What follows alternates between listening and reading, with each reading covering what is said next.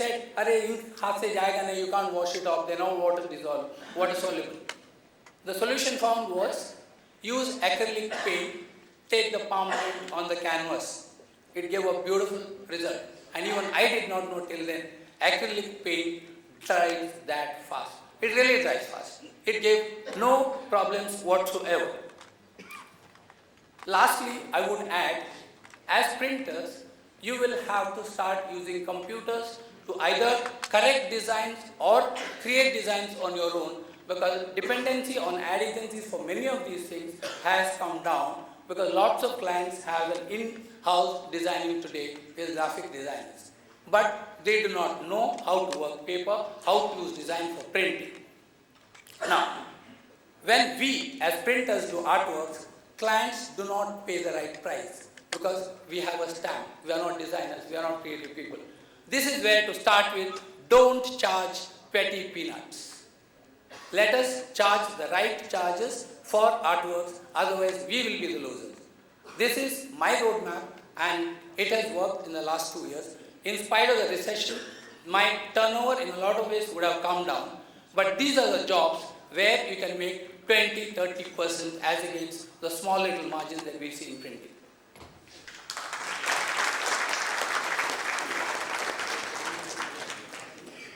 So I have one question for you.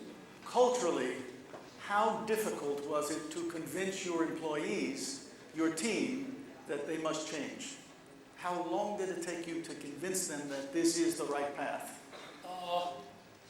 My size, I did not have a problem of convincing my employees on this, because when it comes to designing and artworks and these areas, it is personally supervised by me.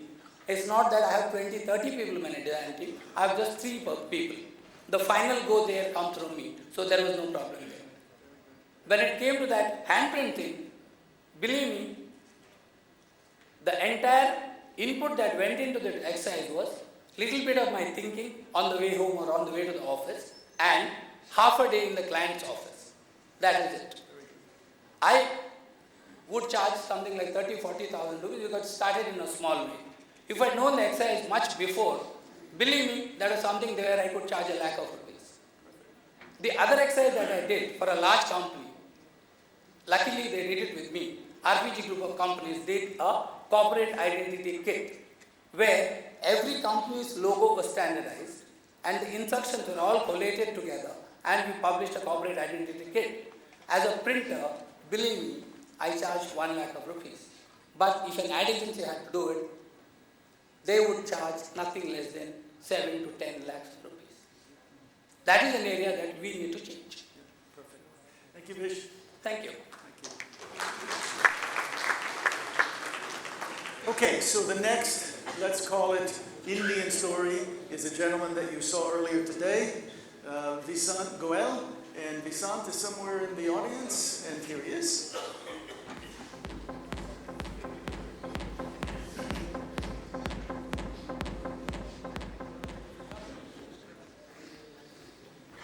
Hi again.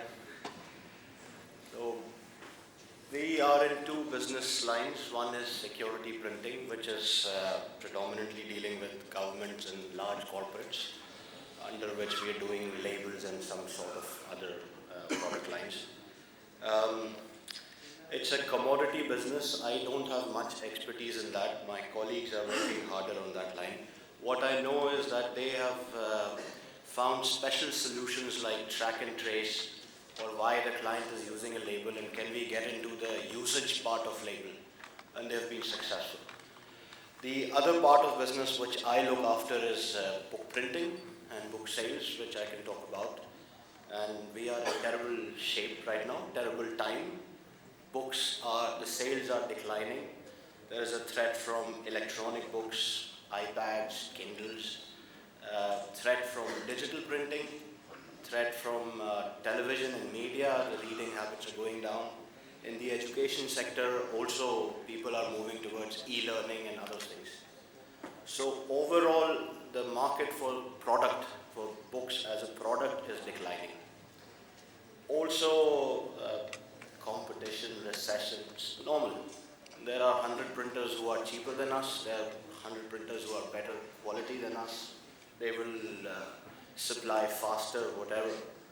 So there are a lot of things that are happening. So what do we do in these times? How can we compete with these external factors which are not in our hand? So I'll share with you some examples that we have done. Some of them have been successful, some we are still implementing. I don't know how the result will be, but we are trying. So strategy as we see it is continuously shifting, and we take a viewpoint on the market. We say, okay, this is our view of what is going to happen. Based on that, we take a call and we decide to invest or take an action. And then we see if it's successful or not. If it's successful, very good. If it's not, then do something else. So, first thing in the last 2 or 3 years that we have done is what really my customer is looking for. Pricing, quality, faster deliveries, what we can do. Everyone else is doing it. So, first thing is we started choosing our customers carefully. We cannot service every customer. So we have to identify which customers we can choose and service well, who will pay us. Very important. We started choosing product lines that we can manufacture efficiently, which will give us more contribution, as the gentleman about finance was talking about. So different product categories, different kind of books. Not every type will give you same amount of money or will have efficient production in your plant. So that helped us. We went to some of our top customers to ask them why they buy from us. And there were some very interesting answers. I'll tell you a few of them. One of our top customers is a lady, and she said, why are you asking me this? Are you crazy? So I asked her, no, tell us really why you buy from us and not somebody else. So, well, she did not raise the question of price. She did not raise the question of quality. No talk about it. She said, I buy because I feel comfortable with your company. And I said, how do you feel comfortable with our company? She said, I've been working for 10 years. Your team is same. I know everyone in your press, so I know the press minder, I know the dispatch guys, I know the pre-press guys. They call me if there is a problem, or I can call them directly. Well, it works for her. She said, I'm very happy. That gives me a lot of confidence to work with you. And I will continue to grow that business. That works for her. We started thinking, can we do it with every customer? Can we introduce all our team to all our customers? Maybe, maybe not, I don't know. We'll see. There was another big customer whom we asked this question, and he said, I feel confident working with you because you are investing continuously. So every 2 years you're coming back and telling us you've done something, you've invested here, you've invested there. So I feel confident that I'm spending some money with you and you are putting it back into business for my use. I feel very confident and I will continue to support it. So different people have different aspects, different customers gave us different insights of what to do. Earlier I had given an example of a special case where we went to a customer and said, European scheduling, Indian price. I don't know about China, but this is what I can do. So we were able to win a significant amount of business from Europe and some part from China. So these are the strategies that we are implementing. We're also trying to invest in technology, how we can service faster, reduce our manufacturing costs, and see where we go, rationalize capacity. Everything that we can do, and we continuously think and invest and keep changing the position. That's it.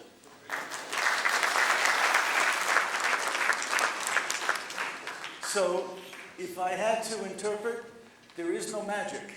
It is fundamentals, fundamentals, fundamentals that make you a good manager of a business. Simple thinking.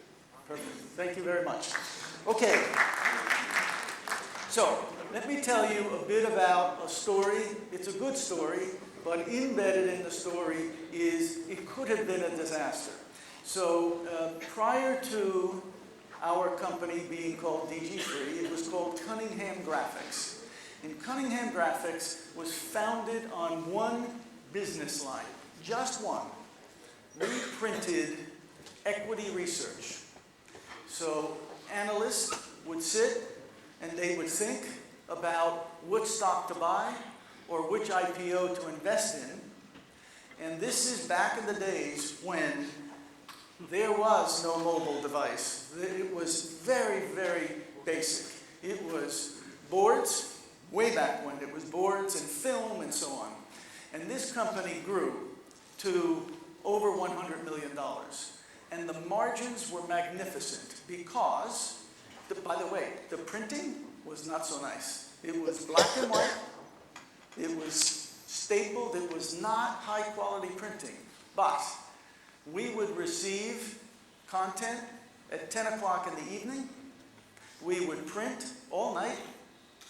And that material needed to be on the street in London, in New York, in Hong Kong, in Tokyo, in Sydney the next morning. And that was the basis of the business. And the margins were crazy. Brilliant, brilliant. And that business today, it was 100 million. That business still lives today. But it is 10 million, not 100. It's only 10 million because the rest is sent electronically. So the analysts are still typing and they're still disseminating, buy this, don't buy that, but it's moving electronically. So the story goes something like this. The gentleman who founded the company, who's now retired, he went public back in the days when anything could go public and you could do well. Soon thereafter, he was acquired. The company was acquired by ADP, the big, big multinational company, ADP. They paid a crazy amount of money for the business.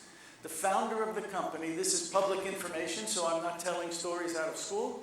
He walked away with $44 million US for a printing company. For a printing company. Incredible. So Michael is now living in San Diego and he has a yacht and so on. So life was very good. The printing industry was very good to him. However, ADP soon found out that when you apply very big company rules to a company that really needs to pay attention to pennies, they could never ever make money. So the company was sold to management. And the company, which is now called DG3, 10 million of research. Most of our revenue is financial printing. It's also pharmaceutical printing, and it's commercial printing. Okay? So in 2008, we were acquired by a private equity firm. And private equity firms want to buy something for $1, and typically 5 years later, they want to sell it for $3 or $4 or $5. It's about the money. Now, the timing was very poor because in April of 2008, the company was purchased, and then Lehman Brothers and the big crash came. By the way, two of our largest customers, Lehman Brothers and Bear Stearns. Incredible. $6 million US of turnover between Bear Stearns and Lehman Brothers. And overnight, gone. Nothing. So it was quite the challenge. So in 2009, I joined the company, and we needed to figure out what to do because the company was going to be in deep, deep trouble. We had lost lots of clients, margins were shrinking. It was really a difficult story. So we've been working for the last 4 years on what to do. So the first thing, and here's the first message, please, please define what your company is all about. What do you do? And it is not okay to simply say, we're printers. We print. Because if you say we print, there is 166,000 other companies in India that say the same thing. And in America, it is 28,000 companies that say the same thing. So just to say we put ink on paper just doesn't work. So here is our view. We take the management team together in a room, and we decide who are we and what do we do. So we say that we are a communications advisor and we deliver solutions as compared to we print, and we can print cheap and we can print fast. So we look for clients that have trouble, that have problems. And we don't want any client because we cannot do everything. So we look for things that we can do the best. So we've chosen financial services companies, so mutual fund companies, banks, brokerage companies, mutual fund companies. $50 million in the US. We have a $100 million business in the US. $50 million is in that one area of financial services. Then we have corporate customers, big companies, telephone companies, power companies, and so on. That's our commercial printing segment, and that is about 30 million. And then the rest, the other 20 million, is in the pharmaceutical space. We print specifically for pharma companies.